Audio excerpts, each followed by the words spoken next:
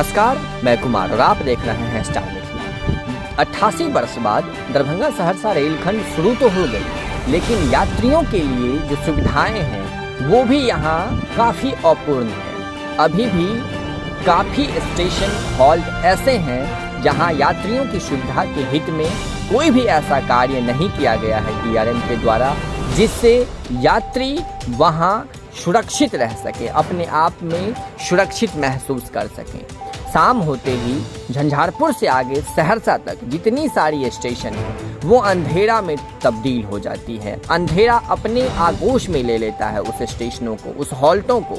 मैं deep halt की अगर बात करूं, तमुरिया की बात करूं, चिकना की बात करूं, नेमुआ हॉल्ट की बात करूं, किसनी पट्टी की बात करूं, आगे मैं और आगे बढ़ूं और जितनी सारी हॉल्ट हैं, सारी के सारे हॉल्टों पर विद्युत की कहीं भी कनेक्शन ना ली गई है और ना ही यहाँ रेल विभाग के द्वारा विद्युतीकरण का कार्य किया गया है। शाम होते ही ये रेलखंड पूर्ण रूप से अंधेरे में समा जाता है, जहाँ यात्रियों को रात में काफ़ी परेशानी होती है। अगर हम दिन की बात करें तो तमुरिया स्टेशन पर खास करके ओवरब्रिज का निर्माण कार्य चल रहा था, जो पिछले कुछ दिनों से बंद है, जिसके कारण लोगों को काफ़ी दिक्कत हो रही है और लोग प्लेटफॉर्म 1 से 2 पर जाने के लिए ट्रैक का इस्तेमाल कर रहे हैं। लोग ट्रैक को क्रॉस कर अपनी जान जोखिम में डाल एक प्लेटफॉर्म से दूसरे प्लेटफॉर्म पर जाते हैं। पीने की पानी की व्यवस्था की बात करें तो वो दिन में इतनी ज़्यादा गर्म हो जाती है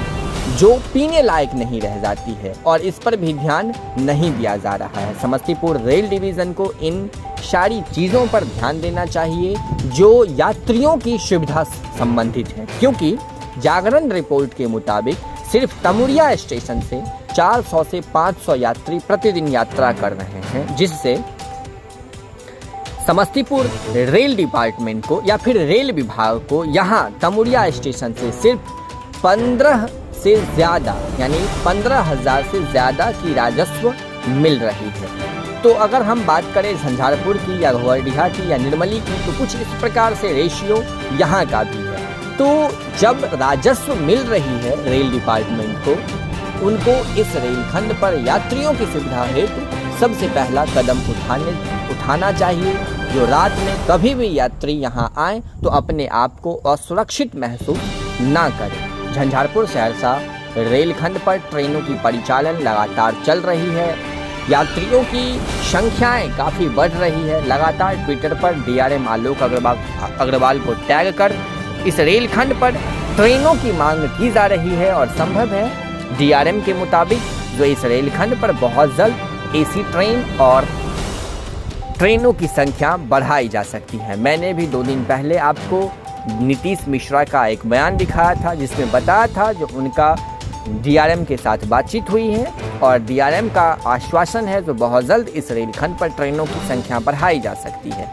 लेकिन ट्रेनों की समस्या बढ़ाना, टिकट चार्ज कम करना, ज़्यादा करना, इन सारी चीज़ों को छोड़ सबसे पहले यात्रियों की सुविधा हेतु, यात्रियों की सुरक्षा हेतु इस रेलखंड पर RPF की बहाली होना, स्टेशनों पर विद्युतीकरण का कार्य करना, जिससे रात हो या दिन वो यात्री सुरक्षित अपने आप को महसूस करें, ये सारी चीज़ें अनिवार्य है, जिसे DRM आलोक अग्रवाल या फिर समस्तीपुर रेल डिवीज़न या फिर रेल प्रशासन को जल्द से जल्द इस रेलखंड पर पूरा करना चाहिए। आप ज़रूर उनको टैग करें, उनको ये संदेश दें ट्विटर के माध्यम से या हमारे वीडियो को उन तक पहुँचाएँ, जिससे उनको यहाँ के लोगों की दिक्कतों का पता चले और इस रेलखंड पर जल्द से जल्द इन सारी चीज़ों की व्यवस्था हो सके। आप देख रहे हैं स्टार मिथिला, अपना सुझाव जरूर दें हमारे चैनल पर और जुड़े रहें स्टार मिथिला से। बहुत जल्द हम अगले वीडियो के साथ हाजिर होंगे। धन्यवाद।